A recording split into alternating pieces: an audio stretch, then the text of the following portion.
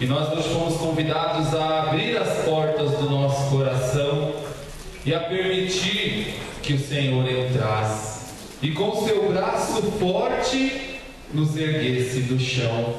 E realmente é isso que o Senhor faz conosco. Não hoje, não somente hoje, somente neste momento, mas todos os momentos de nossas vidas. O Senhor com seu braço forte nos ergue do chão. Sabe por quê, meu irmão, minha irmã? Porque Ele quer nos dar nova vida. Porque Ele quer nos fazer novos homens, novas mulheres. Quer nos dar vida nova. Ele quer nos levar a uma conversão diária. Não agora, não neste momento, somente neste momento, mas diária, todos os dias de nossa vida. Quem trouxe a Bíblia, pega comigo o livro de Eclesiástico, no capítulo 39. Eclesiástico 39, a página da Bíblia Ave Maria 919. A partir do primeiro versículo. Amém? O sábio procura cuidadosamente a sabedoria de todos os antigos e aplica-se ao estudo dos profetas. Guarda no coração as narrativas dos homens célebres e penetra ao mesmo tempo nos mistérios das máximas.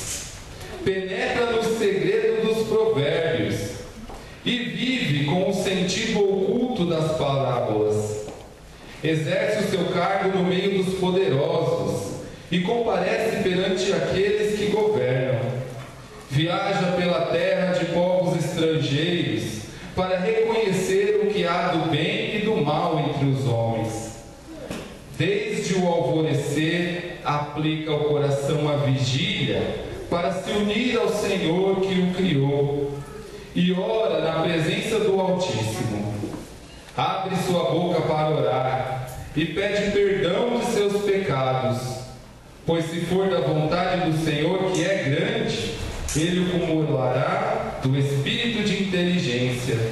Então Ele espargirá como uma chuva palavras de sabedoria, e louvará ao Senhor em sua oração. O Senhor orientará seus conselhos e seus ensinamentos, e Ele meditará nos mistérios divinos. Palavras do Senhor, graças a Deus. Como eu disse, meus irmãos, somos chamados a uma vida nova. E uma vida nova em Cristo consiste num contato e numa intimidade com Deus. E para chegarmos a este contato, essa intimidade com Deus que nos levará a essa vida nova, eu preciso seguir isso que está escrito aqui. Eu preciso ter um contato com a palavra. Eu preciso dar ouvido aos mais experientes, aqueles que têm mais caminhada, que têm mais sabedoria. E sendo assim, chegando a essa intimidade, a esta oração, olha que lá no versículo 6 nos diz: desde o alvorecer aplica o coração à vigília, para se unir ao Senhor que o criou, e ora na presença do Altíssimo. A oração nos leva ao contato com Deus. A oração nos leva à intimidade com Deus. A oração nos leva a este caminho de uma vida nova. Nós recebemos há pouco tempo, tivemos a graça de receber aqui no Brasil o Papa Francisco. Papa Francisco veio e esteve aqui conosco, perto de nós. E eu não pude, infelizmente, acompanhar todos os pronunciamentos do Papa, mas Deus me deu a graça de acompanhar a Santa Missa celebrada no Santuário Nacional de Aparecida. E na homilia, ele vinha chamando a nossa atenção, especialmente a atenção dos jovens, para os ídolos deste mundo. Ele dizia que os jovens em especial, mas todos nós nos incluímos, buscam ídolos no mundo, buscam ídolos passageiros, buscam ídolos momentâneos, dinheiro, prazeres, o consumismo, nos vícios.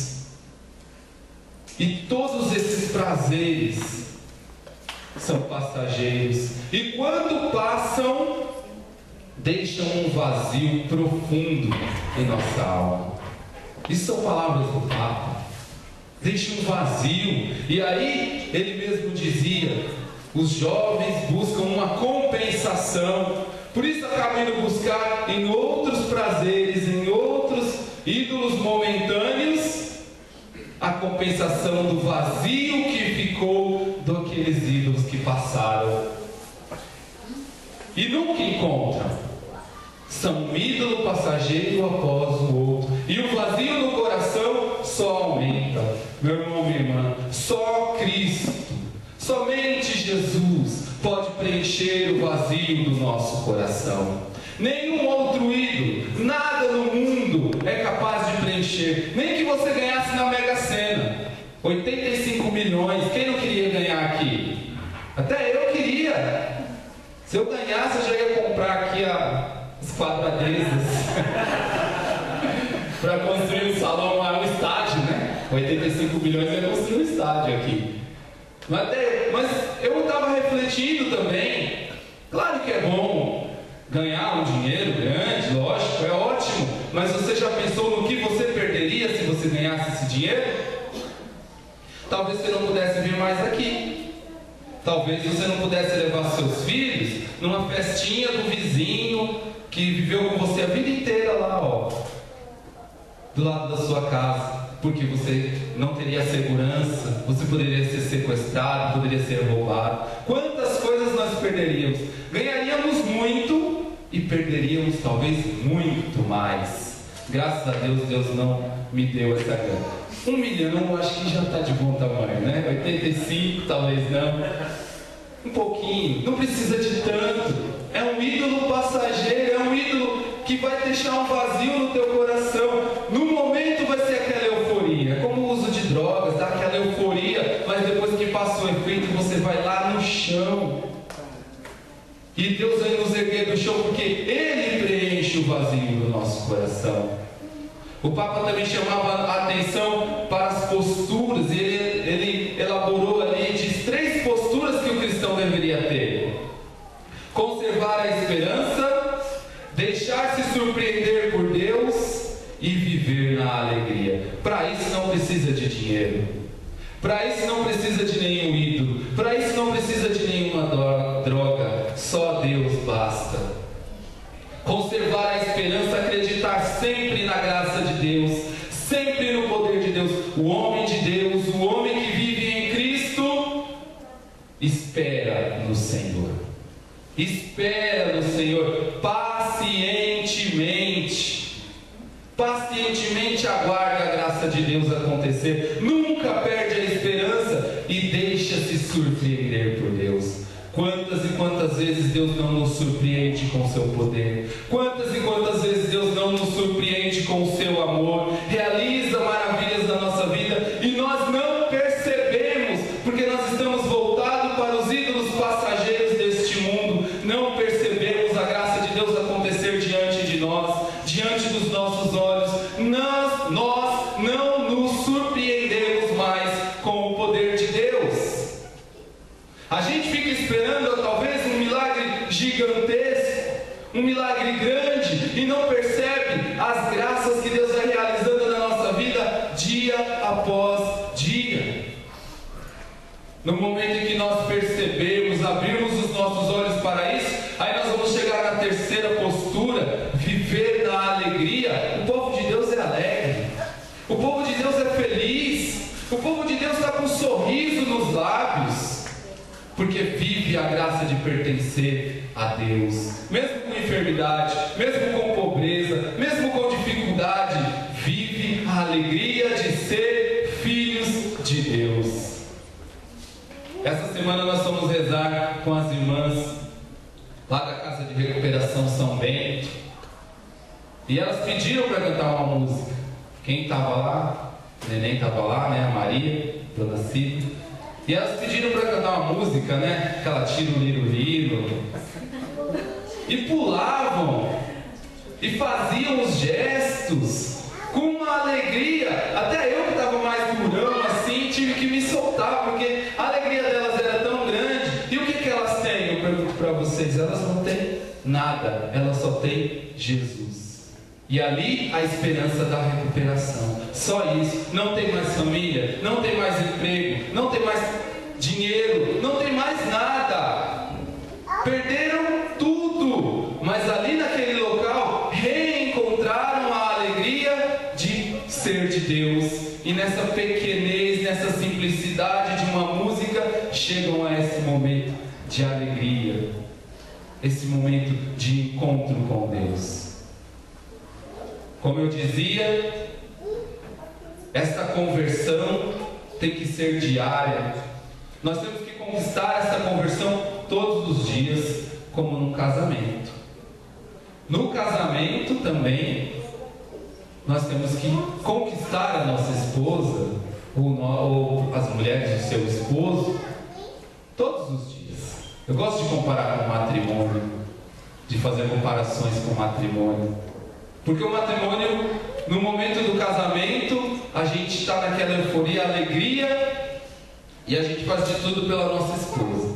Com o passar do tempo, com os problemas, com o dia a dia, com a rotina, a gente vai deixando isso de lado. A gente esquece que a gente tem que conquistar. Todos os dias é necessário reconquistar. Uma vez passou um filme, eu não lembro o nome, nem muito bem a história, mas era, se eu não me engano, a moça perdia a memória todo dia. Eu acho que é isso. Ela perdia a memória todo dia e ela esquecia do namorado, do marido, eu não lembro. Aí o que ele fazia? Todo dia ele tinha que reconquistar a namorada dele. Então todo dia ele armava uma situação, ele se encontrava com ela, ele dava um jeitinho de passar na frente dela e reconquistar ela. Tudo de novo. A gente deveria ser assim. A gente deveria conquistar nosso esposo todos os dias, como se não nem conhecesse, fazer tudo de novo, né? Hoje em dia a gente só quer ser feliz, mas não quer fazer o outro feliz. Mas também não é fácil, né? O casamento é uma fonte de conversão diária, a gente se santifica no casamento, né? Até porque homens e mulheres são diferentes, são ou não são? São muito diferentes, bem diferentes, fisicamente, né? E em todas as outras áreas, homens e mulheres são diferentes. Homem, por exemplo, é focado, né? As mulheres acham que é teimoso, mas não é teimoso, é foco. O homem é focado, né? O homem é focado. Obrigado, homens, pelos aplausos. O homem é focado. Já a mulher consegue ter uma visualização maior, consegue fazer várias coisas, uma visão global das coisas, né? Boa, Cláudia. A mulher tem uma visão global, ela consegue ver muitas coisas ao mesmo tempo, fazer muitas coisas ao mesmo tempo, falar de vários assuntos ao mesmo tempo. O homem, ele consegue falar de um, né? Enquanto o homem está naquele um, a mulher já falou 3, 4, ele ainda está no primeiro. É difícil acompanhar, né? A mulher consegue falar várias coisas e pensa e muda e volta para o primeiro e a gente ainda está naquele. Para voltar tem que encerrar um para voltar para o outro. A mulher não, ela fala de um, ela volta no outro, depois vai para aquele um novamente e nós estamos correndo atrás. Não é fácil. Tem uma situação que acontece na casa de algumas pessoas, não fala todo mundo, né? O marido chega em casa com um documento, por exemplo, e ele, como ele é focado, ele fala assim: eu vou deixar aqui em cima da estante, que é para eu não perder. E a mulher que tem uma visão global, né, ela fala, eu preciso deixar a casa organizada, não só não perder o documento, né, mas eu preciso deixar a casa organizada, eu preciso deixar a casa bonita, eu preciso guardar o documento, deixar no lugar certo. Aí ela pega, o que ela faz? Põe dentro, não esconde, tá vendo? Como os homens são? Ela não esconde, ela põe dentro da gavetinha, que guarda documentos. Aí, 2 dias depois, o bonitinho chega lá e fala assim, amor, cadê o documento que estava aqui? Ele não podia procurar na gavetinha de documentos, mas não, ele guardou ali, em cima da estante. E ele queria encontrar ali. Aí a mulher fala, não sei, amor, vê se está na gavetinha. Não é assim? Vê se está na gavetinha de documentos. O homem é tão focado, o nosso foco é tão direto, que a gente fica com foco aonde? Na estante. Aí a gente vai lá, abre a gavetinha e não enxerga o documento. Não está aqui. Eu já olhei na gavetinha, já olhei na portinha, já olhei na pastinha e não acho o documento. Aí a mulher vai lá, abre a gavetinha. Não é esse? Não é esse o documento? Mas por quê? Porque a gente é focado. O nosso foco na estante era tão grande que a gente não enxerga. Isso aí acontece, essa semana aconteceu comigo também. Acontece na nossa vida, que a gente é focado, a gente tem foco nas coisas. Então a gente tem uma outra coisa que acontece também é que as mulheres adoram passear no shopping, de preferência, né? Adoram, principalmente aqui na Marechal, adoram onde tem loja de roupa feminina, mulher. O homem é tão focado que se ele quiser comprar uma camiseta, ele entra na primeira loja, ele vai achar uma camiseta do gosto dele, no valor que ele pode pagar e ele vai comprar. Não precisa nem experimentar, essa mesmo que eu quero. A mulher não, ela vai entrar na primeira loja, ela vai achar, ela vai experimentar, ela vai gostar, vai estar no valor que ela pode pagar, mas ela não vai levar. Ela vai olhar para o marido e vai falar assim, não, amor, eu vou dar mais uma voltinha. Vai que eu encontro outra. E cada loja que ela entra, ela encontra. Mas ela não leva, ela fala, vou até a última, lá embaixo. Vai que lá tem. Né? O homem é direto, a mulher vai. E a gente ainda tem que ir acompanhar, né? Dar um sorriso. E emitir uma opinião. Não, amor, ficou ótimo. Leva essa mesmo. Ela, não, amor, eu vou na outra loja. Vai que lá tá mais barato, né? E assim vai. Até teve um dia que eu tava com a Nalva no shopping, andando de mão dada, 2 namoradinhos. Ela falou assim, nossa amor, você é um homem maravilhoso mesmo. Você é um homem maravilhoso. Por quê? Porque a gente já vai fazer 7 anos de casado e você continua andando comigo de mão dada no shopping, né? A gente anda de mão dada e você segura forte a minha mão.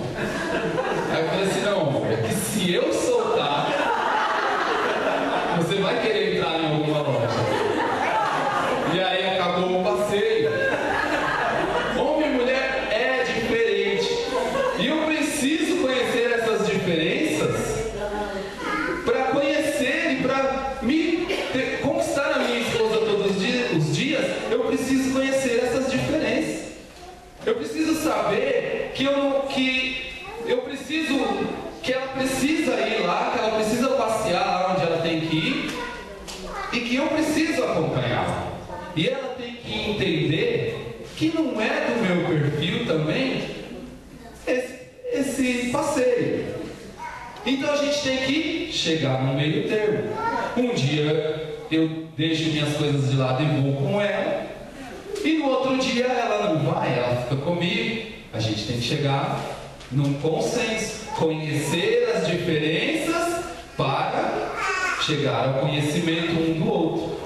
E com Deus, nós também precisamos entender Deus, para chegar ao conhecimento de Deus. E como que eu chego ao conhecimento de Deus? Através da oração, através da palavra de Deus, através da leitura da palavra, através dos momentos de oração. Mas mais do que os momentos de oração nesse âmbito comunitário, são os momentos de oração individual na minha casa, sozinho, eu e Deus.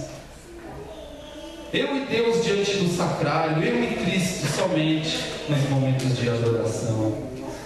E eu gosto muito, eu tenho uma admiração muito grande pelas mulheres que são missionárias, como a gente tem muitas aqui na comunidade, que oram e que pregam em nome de Jesus.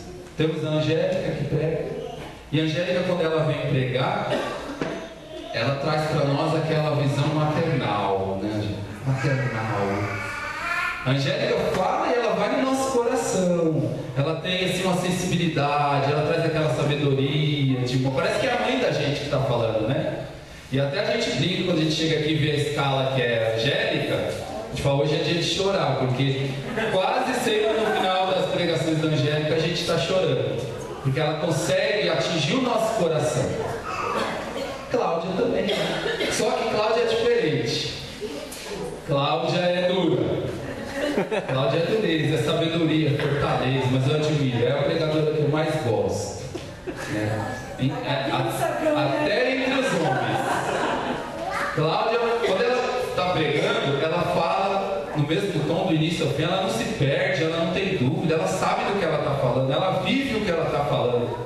E ela não alivia, né? Quando ela põe a mãozinha aqui do lado, ó, eu já falo, vem chumbo grosso. Ela põe a mãozinha aqui do lado, ó, parece que vai dar um karatê.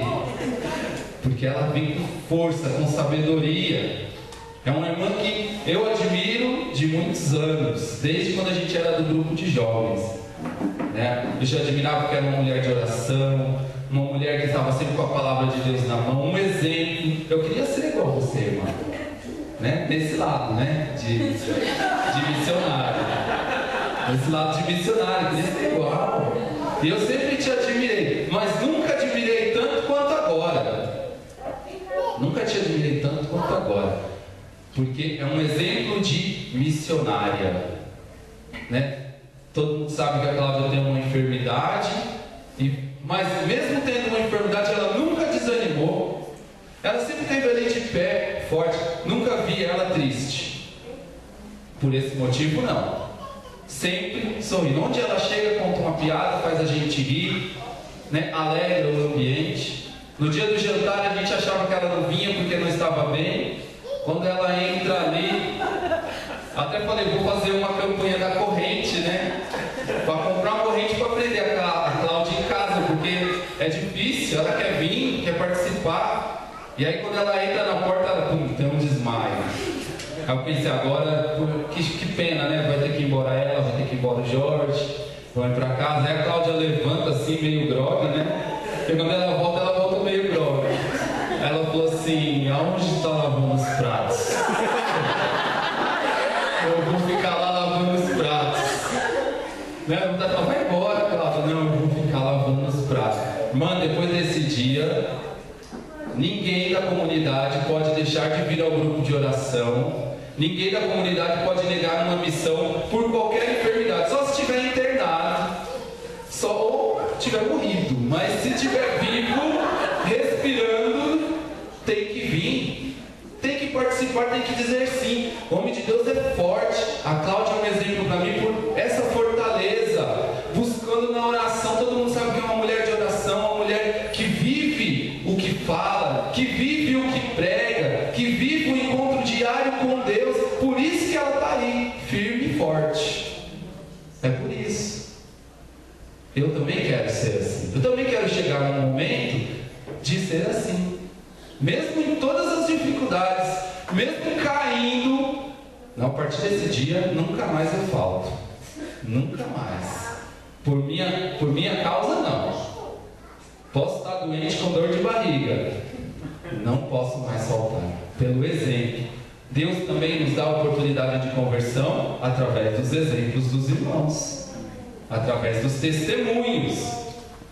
No documento de Aparecida, no capítulo 352, que foi elaborado lá na 5ª Conferência Geral do Episcopado Latino-Americano e do Caribe, em maio de 2007.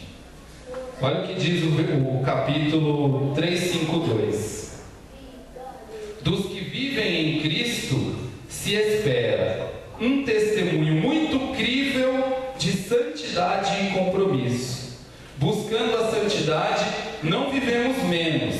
mas melhor. Porque quando Deus pede mais, é porque está oferecendo muito mais. E ele encerra esse capítulo dizendo: não tenham medo de Cristo, Ele não tira nada e nos dá tudo. Ele não tira nada e nos dá tudo. Quem opta por ser de Deus, quem opta por viver em Cristo, não perde nada, ganha tudo. Aos olhos do mundo se perde muito, mas aos olhos de Deus se ganha muito, porque Deus dá muito. Para terminar, eu queria pegar o Evangelho de São Marcos, capítulo 16, versículo 17. Não precisa pegar para a gente não perder muito tempo. Como eu disse, às vezes as pessoas ficam esperando um milagre grandioso, uma grande intervenção divina. Mas quem é de Deus e quem vive uma conversão diária, um encontro diário com Deus, não tem um milagre, não alcança um milagre, mas coleciona milagres. Porque o próprio Cristo nos diz, capítulo 16, versículo 17 de São Marcos: estes milagres acompanharão os que crerem, expulsarão os demônios em meu nome, falarão novas línguas, manusearão serpentes, e se beberem algum veneno mortal, não lhes fará mal, imporão as mãos aos enfermos, e eles ficarão curados. Palavra da salvação, glória a vós, Senhor. Esses milagres acontecerão naturalmente na sua vida, acontecerão naturalmente na sua casa, se você crer no Senhor Jesus, se você acreditar com toda a força do seu coração e der testemunho disso. Esses milagres te acompanharão, você vai se surpreender com Deus todos os dias, porque esses milagres serão verdadeiros em sua vida. Eu gosto muito de testemunhar, e todas as vezes que eu venho pregar, que eu venho fazer um momento de oração, eu testemunho uma graça de Deus. Eu poderia aqui dizer vários testemunhos que eu já dei aqui na frente. Minha filha, quando a minha esposa estava grávida, tinha um cisto no rim. Quando nasceu, o cisto sumiu. Minha esposa tinha um problema de tireoide na gravidez do nosso segundo filho, tomou remédio fortíssimo. Ele poderia ter má formação, ele poderia ter algum problema, não teve nada. Esse é milagre de Deus em nossas vidas. Outro dia caiu no carrinho do supermercado, mais de 1 metro de altura, bateu lá no chão duro, não teve um arranhão, não quebrou uma unha. Isso é milagre de Deus na minha vida. A minha própria conversão, o meu casamento, o meu trabalho, a minha vida é um testemunho incrível da graça de Deus. É um testemunho verdadeiro. Quantos testemunhos você tem guardado aí no teu coração, e que por vergonha, por medo, você não vem aqui à frente para testemunhar? Saiba que o seu testemunho pode edificar e pode salvar muitas vidas, muitas almas, porque pelo seu testemunho, pela sua história, Deus pode alcançar o coração de muitas pessoas. Como nos diz lá o documento de Aparecida, no capítulo 352: não tenham medo de Cristo, Ele não tira nada, Ele dá tudo. Comigo você